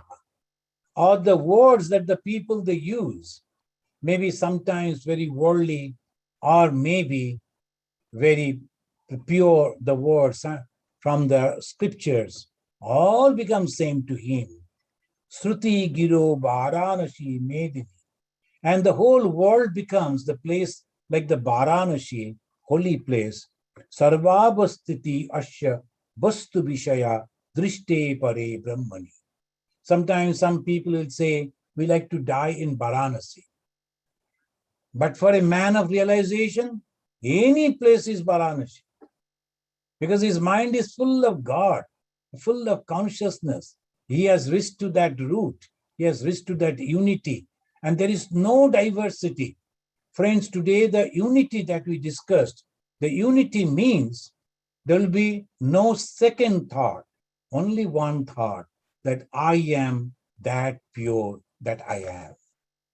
Thank you very much. Kishore, is there any question? But anyway, Pranam Maharaj. Yes, there are 5-10 minutes we can take. Yes, Maharaj. Yeah, any question? Yes, some of these questions have already been answered in your talk, but I'm going to read those anyway. This is a question from Swarnali. How can we understand that we have advanced in sadhana or God realization or self-realization? We have already discussed it. So you have to, this is in YouTube. You have to go back and listen again. So what are the beautiful qualities that will manifest? So how you will know that you are advancing? The wonderful good qualities will manifest. You will find friendship, the compassion, love, all those automatically it will generate within you. That means you are proceeding towards God. You know what Bhagavan Sri Ramakrishna said? Sri Ramakrishna said, the more you are going towards the Ganga, the more cool breeze you will feel.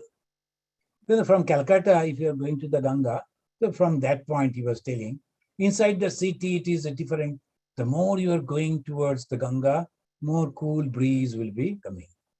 So by that way, the more you are proceeding towards God, the more love will come within you, the more and the friendship, friendliness will come. Thank you. Second question. Yes, ma'am. The next question is from Bishwarup Ghosh. Pranam Maharaj, what is the happiness of a monk? So same happiness of a grihi, or the householder and the monk. Happiness has no differences. See, the moment you are asking this question means you are thinking the monk is not having as a wife, the family, the children, the grandchildren, then what happiness? No, we are talking about the happiness of God. Here, it is not that all the time in 2 hours, again and again, the one thing we discussed, we have to withdraw our mind from the sense objects, that is worldly objects, and concentrate it towards God. So obviously, it's the same happiness for each and every one, the happiness of the realization of God. Thank you. The next question is from Jodi. Please explain what is meant in Vedanta that the effect is pre-existent in the cause, that is Satkaryavada. So this is a different another aspect you are talking about. In Vedanta, it is very, very clear. It means don't go to those terminologies. That's the simple thing that we say, that in Vedanta it says the Brahma Satya Jagan Mithya. The Jagan Mithya in the what sense? Because it is temporary. But Brahma Satya, it is permanent. So when we reach to that particular level, then afterwards we see, and everything is nothing but the same Brahman. Now, when we were children, we never wanted to share the playthings with others. Suppose the girl carrying a one doll, she doesn't like to share it with others. But for a senior, it is nothing. Because when I was a little boy, I was a kid, I was also having some attachment to my doll. Then when you grow up, the attachment goes away. So what is that Satkarya? That is understanding the purity. So this is all temporary. What I am going to do with that doll? So I give it away, I share it. Then I go over, grab something else, thinking it is going to give me the permanent happiness. No, it is not. Then there also, you give up, you give up, you give up. Then ultimately you go and reach to that pure consciousness, and you find that same consciousness reflecting in everyone, and you become happy. So the happiness is this. So when the Satkarya, what is the good work? So if we in that way explain, it's nothing but seeing that consciousness in every being. Think of the Swami Vivekananda that I just quoted. Each soul is potentially divine. Why he is telling like this? Because that is the truth. There is a Vedantic truth. And now he is asking each and every one, the philosophy should be, what is Vivekananda's philosophy? To make people aware about that they are pure, and to help them to manifest. So why this 2-hour long our retreat is going on? Because to make people aware, myself and also the others. By that way we can understand Vedanta means it knows that everything is nothing but consciousness.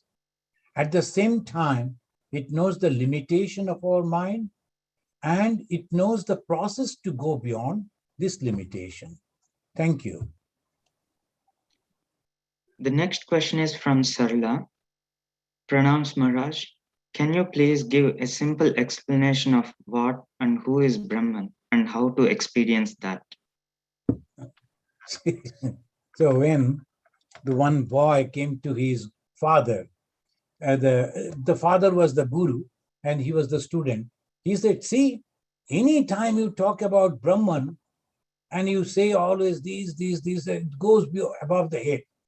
We cannot understand that. So why can't you tell like this? That is a cow, that is a horse, and that this is a tree, like that. This is Brahman. Why can't you say like that? Say, what is Brahman? The father said, you are Brahman. He wanted to point out, so you are Brahman. So what is that you? That is I. Then another story, it says, he asked the student to bring a fig, the small little fig. And he brought the fig, break it, he broke it. And there are small, small, tiny, little hundreds of seeds inside that little fig. And then a small, one little tiny seed will break it. He broke that, opened that. It was so difficult even to break that. What is there? Nothing. But who says? There is that huge fig tree. In that seed, when you open, apparently there is nothing, but in reality, the huge fig tree is there. So we also, asti, aham asti, I am. And that is the proof of the Brahman. Thank you. Next question is from Neelashish Sarkar. Maharaj, among the four paths, is one path easier than others? Ramakrishna said that jnana is a difficult path, bhakti is easier. But I also have read that Advaita says that jnana should be the primary way. Is the best way to practice all and maintain a balance? That is better, that if you read the Bhagavad Gita, whenever the Krishna is talking about the jnana, he is telling, Tasmat jnani bhavarjuna. Now you must become a jnani. So he is giving the impetus on that. And then bhakti also same way, karmi also same way. Tasmad yogi bhavarjuna. It is actually inspiring all the four paths and all the same, the important. It is up to you. If you think that this path is good for me, then you choose that path mainly, and then take the help of others and follow. Ramakrishna Mission, it has combined all the whole four paths. If you look at the symbol of the Ramakrishna Mission, you will find there is a circle of the snake. That is the symbol of yoga, snake. And then inside you will find the wavy water. That is the symbol of karma. Then you will find a rising sun. That is the symbol of jnana. Then a lotus, the symbol of bhakti. The jnana, karma, bhakti, yoga. All the four combined, that is the holistic development. The four complete nice way it develops. And then you become the Paramahamsa. So naturally, I would suggest that you better follow the path of Sri Ramakrishna Vivekananda, which is the combination of all the four yogas. Thank you. Any other question? Yes, Maharaj. If the thoughts about world is impure, how can we prevent such thoughts from entering the mind? Most of the times, thoughts are entered by outside situations, which we have no control on thought selection. Outside situations, sometimes we can control, Then if you're looking at the movie, you're looking at these, reading books, sometimes that type of thoughts come. And what the thoughts will come, the worldly, sometimes it will come. It doesn't matter at all. Ma Sharadamani Devi said, Moner pap noy, Koli Yuge. Because in this age, everywhere, wherever you look, advertisement is there and this, that. What to do? What we can constantly do, that is the japa. If you go on, take the name of God, that will go on purifying your mind. So that is the way we can purify our mind. We cannot go and stop all these things. Hey, you should not give this advertisement. You should not do this. You should not. That is all wrong. Only thing, if you control your own mind, how you can control? How you can purify? Just go on taking the name of God. Suppose some bad thoughts are crossing your mind. It doesn't matter at all. Even in the Ganga water, sometimes the dirty things will flow. Does it mean the Ganga is becoming impure? No. So similarly, my mind is Ganga. So sometimes the bad thing may flow. Let it flow. But I am going on bathing in the purity. Take the name of God constantly. Pray to God. Situation will change and you'll be always in that happiness. Thank you. Kishore, is that all? One last question, Maharaj, from Swarnali. Is Diksha from Guru mandatory for self-realization? Not, I won't say mandatory, but this is very helpful because for many years, the people, and they have practiced, they have tested, they found if you have a guru, then obviously through tradition, the practice, and psychologically, you accept the guru as the one who will be guiding you properly. Then whatever the guru says, of course, not the bad thing, hey, go and kill them, fight with them, not that type of guru. Those guru will ask you to meditate, to take the name of God, to help the poor, to read good books, and the guidance for your spiritual growth. And that helps us. The guru has said, and I have promised to the guru that morning I will take the name of God and evening, somehow I have to take. So that pressure is there, and that gives us slowly, that helps. So if you go to the school, you learn very quickly. But if you're at home, you also learn from there. It is possible. But at school, if you go, you have a teacher, you learn very quickly. For everything we need a teacher, then why not for spiritual life? So guru is good by that way. Thank you. Thank you then. Those are all the questions, Maharaj. Acha. So the puja is going to say something? Thank you, Maharaj, for this session to have your retreat. We also want to tell everyone that the recording is available on YouTube. Okay. If anyone wants to go back and listen to the talk. Okay. Sorry, Maharaj. Okay. Mm-hmm. Okay, it's actually Puja's son, I think. He wants to say Yes, something. Yeah. Acha. See that I should thank you all the devotees who are attending this retreat. And this is really very rare. Those who are, now it must be 11:30, and you are supposed to go to bed over there in India and other places. So even then, many of you are attending this and listening to the talk. That proves that you are interested in spiritual life. I pray to Bhagavan Sri Ramakrishna, Ma Sharada Devi, Swamiji, and the all-powerful God. May you all be blessed. May all your prayer be fulfilled. Om Shanti. Shanti, Shanti, Hari Om Tat Sat. Thank you.